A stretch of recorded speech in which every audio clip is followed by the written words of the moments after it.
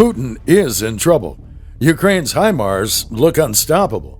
Well, after months of Russian missile and drone strikes all across Ukraine, the Ukrainian military struck back on the first day of the year with a precision missile strike against a Russian concentration of troops. The Ukrainian long-range strike killed more than 60 Russian troops and wounded scores in the Donetsk province, according to the Russian Military of Defense. The attack took place in the city of Makiivka, which is occupied by Russian forces. The Ukrainians used a HIMARS rocket system to target a vocational school turned into makeshift barracks. According to the Russian military blogger community, the Russian military was using the makeshift barracks as an ammunition depot, and when the Ukrainian missile struck, the whole building exploded and then collapsed. Moreover, that Russian military blogger community, which has been a fairly credible source of news from the Russian front lines, said that the Ukrainian military used its electronic warfare capabilities to track the cell phones of Russian reservists who had recently deployed to the front lines. And once they pinpointed the location, they launched the HIMARS missiles.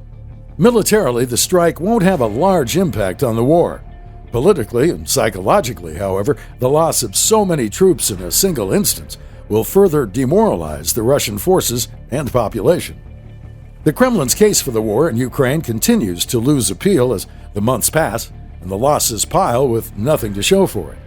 Even after more than 10 months of war, the Ukrainian military continues to push the Russian forces hard all across the battlefield, looking for opportunities like this one to strike hard and inflict the largest number of casualties on the Russians.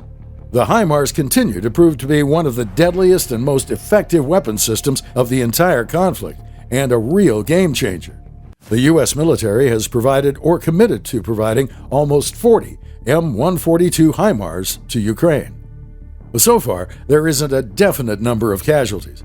The Russian claim of 65 troops killed is bogus, like almost all other of the Kremlin statements on the war.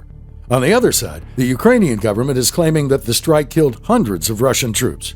Neither side's claims can be verified independently, but a number on either side of the spectrum would make the incident one of the deadliest attacks of the war so far.